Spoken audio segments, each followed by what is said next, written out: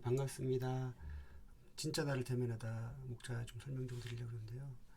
우리가 살아가면서 사실은 잘 인지를 못하고 있는 부분이 결국 우리가 죽는다는 거죠. 근데 보통 사람들은 이게 죽음 직전에 되기까지는 사실 이거를 좀 무시하거나 바쁘다 보니까 잘 모른 척하고 사는 경향이 있는데, 어찌 보면 이제 중국의 진시황처럼 부지불식간에 불멸에 대한 믿음이 있는 것처럼, 내일이 없는 것처럼 우리가 사는 것 같기도 해요. 그리고 이웃과 등지고 살던 구두쇠 스크루지 노인도 사실은 자기 생각을 바꾸게 된 게 그 유령이 보여준 자신의 사망 소식 때문이었죠. 과거 이제 로마 시절에 개선 장군이 시간행진할 때 죽음을 기억하라라는 뜻의 메멘토 모리를 외치게 했다고 합니다. 이게 이제 오늘은 이제 당신이 개선 장군이지만 내일은 언제는 당신이 죽을 수 있으니까 겸손하라는 의미가 있다고 하는데요. 그래서 인간에는 크게 세 가지 확실한 게 있다고 합니다. 또 불확실한 것도 세 가지가 있는데, 확실한 거는 누구나 죽는다. 그리고 언젠가 죽는다. 죽을 때 아무것도 가져갈 수 없다. 반면 이제 불확실한 것은 언제 죽을지 모른다. 그리고 누가 먼저 죽을지 모른다. 어떻게 죽을지 모른다. 그는 태어난 건 순서가 있어도 죽는 건 순서가 없는 거죠. 그래서 이런 죽음이 우리에게 주는 의미 때문인지 우리 국내에도 한동안 아침에는 죽음을 생각하는 거 좋다라는 책이 베스트셀러가 되기도 했죠. 사실 우리는 모두 시한부 인생입니다. 어떻게 하면 이런 의미에서 죽음은 우리의 삶을 좀 더 농밀하게 만들어주는 또 그런 축복이라고 그렇지만 그런 기제라고 생각하는데요. 근데 우리 같은 직장인들 보시면 어떠세요? 부장 달기 위해 또 임원 승진하기 위해 CEO를 달기 위해 무조건 막 앞만 보고 달리고 있지 않습니까? 저도 물론 그런 경향이 없지 않아 있는데, 근데 우리가 리더라면 좀 지금부터라도 조금 단단한 인생을 살기 위해 좀 그간의 삶을 좀 돌아보고 진정한 자아를 만나는 시간을 정기적으로 가져야 한다고 생각합니다. 왜냐하면 이제 성공한 사람들 보통 보면은 그런 자신을 만나는 리추얼이 다 있더라고요. 그래서 우리가 이제 바쁜 일상 속에서도 자기 내면에 있는 진정한 자아를 만나는 시간을 사실 매일매일 확보를 해야 되는 거죠. 그래야만 세상 풍파에 흔들리지 않고 리더로서 내 인생의 주인공으로서 당당하게 살아갈 수도 있고, 그게 이제 어떻게 보면 내 인생의 북극성처럼 작용을 하는 거죠. 제가 개인적으로 좋아하는 영화기도 한데 요즘은 시리즈가 이제 끝나서 안 나오는데, 쿵푸 팬더라는 영화 아마 여러분도 많이 아실 겁니다. 그 중에서 이제 1편에서 이제 가장 인상적이었던 것이 온갖 고생 끝에 쿵푸 팬더가 고수가 되기 위해서 비법을 찾아 나서는데, 마지막에 그 비법을 탁 열어보죠. 근데 어떻습니까? 백지에 거울만 달랑 붙어 있었잖아요. 그리고 또 이제 그거를 또 그것을 뺏으려는 이제 타이렁이라는 그 호랑이죠. 걔가 이제 와가지고 막 뺏으려고 하는데, 이제 쿵푸 팬더가 이렇게 하죠. 세상에 특별한 비법은 존재하지 않아. 오직 네가 있을 뿐이야. 집에 돌아온 주인공한테 이제 아빠도 국수 장인 명인이셨는데 아빠도 비슷한 말 합니다. 너한테 말해줄 게 있는데 실은 국물의 비법은 따로 없다는 거야. 그러니까 그 용문서의 비법 비전과 국물 비법은 똑같이 처음부터 없었던 거죠. 그러니까 어떻게 보면 자기다움이 이제 용의 전사와 국수의 장인을 만든 이 비결이었던 거죠. 그래서 리더십도 사실 저는 이와 맥락 같이 하다고 생각합니다.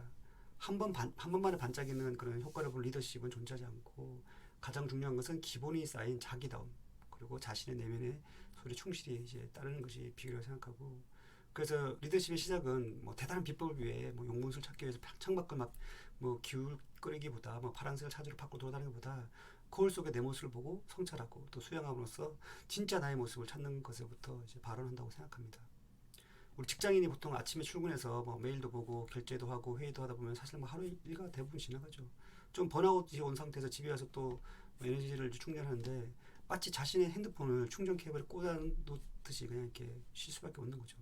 그 주말에 되면 TV를 보거나 유튜브를 보거나 이렇게 리프레시 하는데, 이게 사실 일반 직장인들의 루틴인 거죠. 과거엔 좀 그렇게 살아왔더라도 이제 리더라면 좀 달라져야 한다고 생각합니다. 우리 이어령 전 교수님께서 최후 경자를 가리키는 말로 비즈니스맨보다는 기업가라는 말이 더 적합하다고 이제 말씀하시는데, 기업가란에서 기란 이제 사람이 멈춰서서 성찰한다는 의미의 한자가 있다고 합니다. 반면에 이제 비즈니스맨은 그 말 그대로 비지한 거죠. 바쁜 사람들 의미하기 때문에 그렇게 좀 기업인으로 쓰는 게 맞다라고 지적한 바 있으신데, 우리 그 유명한 이제 스티브 잡스도 동양의 이제 선의 이제 매력에 빠져가지고 아침 저녁으로 규칙적으로 명상도 했고, 그것이 또 창의성과 통찰력의 근간이 되었다고 고백한 바 있죠. 그뿐만 아니라 이제 요즘 애플이든 구글이든 야후든 맥킨지든 여러 가지 그런 글로벌 IT 기업들이 그 명상 교육을 이제 정례화해서 명상실, 메디테이션 룸도 만들고 그래서 임직원들의 마음을 이제 체계적으로 관리하는 프로그램을 운영하고 있다고 합니다. 또 이제 하버드대 교수 중에 한 분은 이제 명상은 분주한 생활 속에서도 현재 일에 온전히 집중하게 해주는 효율성 높은 거고 또 리더로서 그 동료와 협력하고 더 나은 환경을 결정을 내리는 데도 도움을 준다라고 이제 주장하셨는데요. 그런 의미에서 지금 옛날에 우리 미국의 이제 인디언들한테는 이제 이런 일을 하고 있다고 합니다. 막 달리다가 들판에서 말을 타고 막 달리다가 잠시 멈춰서 뒤를 돌아보는데 막 달리다가 멈추는 거죠. 그 이유가 너무 빨리 달리면 자신의 영혼이 못 따라올까봐 영혼을 기다려주는 거라고 합니다. 우리 이제 리더라면은 이런 뭔가 좀 그 뭐 침잠의 시간, 나를 대면하고 이제 나를 만나는 이런 시간들이 좀 더 이제 일상에서 많이 가져야 된다고 생각이 들고, 우리가 보통 뭐 MBTI 성격 유형 검사도 하고 뭐 내가 어떤 성격인지 탐험하고 뭐 SNS에 나르고 또 친구들과 비교하고도 하잖아요. 저도 ENFP라는 이제 성격이 나왔는데, 그러면 자기 탐험의 시작은 뭐라고 생각하세요? 우리는 자신을 잘 아는 것 같지만 실제로는 잘 알지 못합니다. 왜냐하면 우리나라처럼 이렇게 초연결 사회, IT 강국 시대에 정말 그 너무 TMI가 많다 보니까 내가 뭐 적성이 뭔지, 내가 정말 하고 싶은 게 뭔지 그걸 모르는 사람이 너무 많아요. SNS에 너무 웃겠다 보니까 남들 좋아요만 눌러주다가 내가 정말 뭐가 좋아하는지를 모르고 남의 인생 좋아요 누르다가 이제 인생 끝나는 거죠. 그래서 이런 얘기가 있습니다. 세상에서 만나기 가장 힘든 사람은 뭐 김연아 선수처럼 또는 뭐 어떤 유명 연예인이 아니라 자기 자신이라는 말이 있습니다. 이거 좀 맞는 것 같아요. 점점 우리가 너무 바쁘다 보니까 남의 인생, 남과 비교하는 인생 살고, 그리고 내가 뭘 좋아하는지, 나에게 어렸을 때 꿈은 무엇인지 자꾸 망각하고 정말 너무 방향 없이 뛰기만 하는 거죠. 그래서 우리가 리더라면은 하루빨리 내 인생의 주인공을 선포하고, 그게 뭐 어떤 식으로 개인적인 다이어리를 쓰든, 저도 뭐 다이어리 매니아이긴 한데, 아니면 미라클 모닝을 하든, 뭐 고독과 성찰의 시간을 따로 말을 하든, 뭐 요가를 하시든, 아니면 뭐 명상을 하시든, 그 자신만 좀 리추얼을 만들어서 뭐 하루에 어느 정도 시간만큼 자신을 찾아 떠나는 여정을 빨리 좀 시작해야 한다고 생각합니다. 그래야만 우리가 리더로서 직장에서도 또 가정에서도 올바르게 설 수 있겠죠. 이것이야말로 제 책의 첫 번째 장인 수신, 즉 나의 몸을 바르게 하는 첫 단추이라고 생각합니다.